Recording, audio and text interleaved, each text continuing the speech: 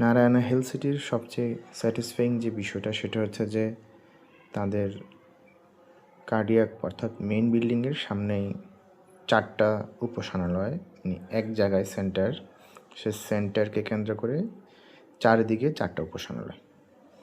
জিনিসটা খুবই খুবই খুবই সুন্দর একটা বিষয়।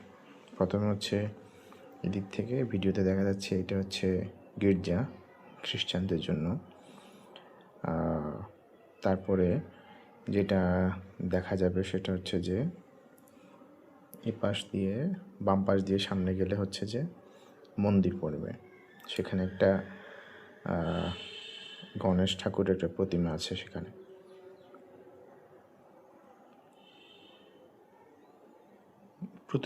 প্রতিদিনই এখানে পূজা অর্চনা হয় বা অন্যান্য ধর্মীয় যে বিষয়গুলো, অন্যান্য ধর্মের যে বিষয়গুলো থাকে ওগুলো সব কিছু সুন্দর করে এখানে, মানে এই বিষয়টা এরকম না যেখানে জাস্ট স্থাপনাগুলো করে দিয়ে হলো, এরপরে আর কিছু হলো না। বিষয়টা এরকম না। প্রত্যেকদিন এখানে নামাজ হয়, মন্দিরে পূজা হয় বা অন্যান্য যে ধর্মাবলম্বী যারা আছে তাদের নিয়মতান্ত্রিক উপায়ে যে ধর্মীয় প্রার্থনা আছে এইখানে সবগুলা জিনিস এখানে হয়। এটা হচ্ছে শিখদের উপাসনালয়।